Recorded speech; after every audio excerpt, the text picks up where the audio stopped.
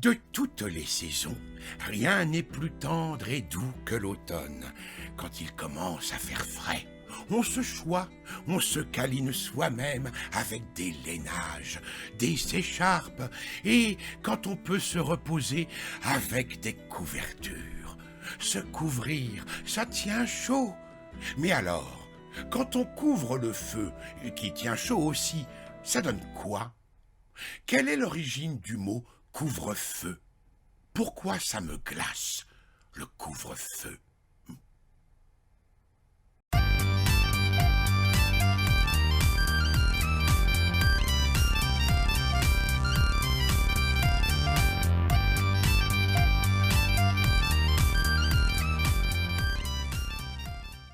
Issu du latin focus, arrive dans le vocabulaire du IXe siècle le mot fou. Rien à voir avec le fou zinzin qui lui vient de folis, toujours en latin. Ce fou-là, pas ce fou-ci, devient feu au XIIe siècle. Le feu, c'est l'énergie libre, la ferveur, c'est chaud. Ce peut être aussi l'incendie, la destruction, ça brûle. Même par écrit, il ne faut jamais confondre un mot enflammé avec une lettre incendiaire. N'est-ce pas? Les mots latins, il est partout le latin, corporire donne le verbe couvrir à la fin du Xe siècle, le mot couvercle au début du XIIe, et copertura, la fameuse couverture, qui elle n'arrive qu'en 1155, sans doute en hiver. Et si on mélange tout ça, on arrive sur une aberration sémantique, le couvre-feu, entré dans la langue française en 1260. Est-ce que cela est si insensé? Eh bien non. Si l'action de couvrir le feu est logique et prudente, c'est sa première utilisation qui est imprécise. On parle d'une trouvaille d'Alfred le Grand, roi des Anglo-Saxons, dès 872, ou d'une mesure répressive de Guillaume de Normandie, Guillaume le Conquérant, de 1066-1068 à destination des Anglo-Saxons. Bref, on voit d'où c'est parti. L'usage du couvre-feu s'étend et se généralise dans toute l'Europe dès le début du XIIIe siècle. Mais je dois resituer. À cette époque, les maisons étaient faites principalement en bois et le chauffage central n'existait pas. Donc, il était courant que l'on allât se coucher imprudemment en laissant le feu crépiter dans la cheminée. D'où une multiplication vertigineuse des incendies. Les autorités décidèrent alors de faire sonner soit une cloche, soit un clairon, qui signifiait à la population le moment de couvrir le feu avec un couvercle de fonte, d'éteindre les bougies et autres lanternes, afin donc d'éviter des catastrophes. Mais il n'était aucunement interdit de sortir de chez soi, ce qui n'a d'ailleurs aucun rapport.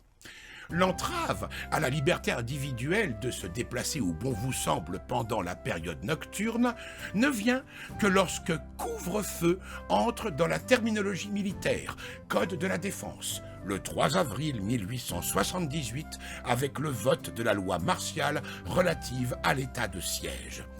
C'est d'ailleurs ainsi que se transforme le mot couvre-feu entre la 7e et la 8e édition du dictionnaire de l'Académie française. Il passe de civil à militaire. Et des couvre-feux locaux, il y en a eu de nombreux jusqu'à maintenant. L'avant-dernier couvre-feu généralisé en France date de 1940 et a été décrété par la Wehrmacht, les occupants essayant par là de contrer les réunions clandestines de résistants noctambules. Et le dernier en date, du 17 octobre 2020, décrété par les autorités, tentait de contrer la propagation d'un virus exclusivement nocturne. Sinon, ça n'a pas de sens. Et quant à aujourd'hui, le couvre-feu déguisé en reconfinement, où les enfants vont à l'école et les parents travaillent, sauf dans les endroits sans risque, ce qui n'a pas de sens non plus si on regarde bien, j'ai très envie, mais alors très envie, mais je ne ferai aucun commentaire. Ce serait dépasser le cadre d'une chaîne littéraire, mais je vais laisser d'autres s'exprimer. Selon le CNTRL, le référent de la langue française du CNRS, Un couvre-feu, c'est, par extension, l'étouffement de l'intelligence, des aspirations légitimes, déclin ou fin de quelque chose qui représentait une valeur collective. On est quand même loin des risques d'incendie nocturne du Moyen-Âge. Papa, je peux prendre ton écharpe? Oh oui, mon chéri. Oh, oh. En France, on risque d'avoir un hiver long. Très long.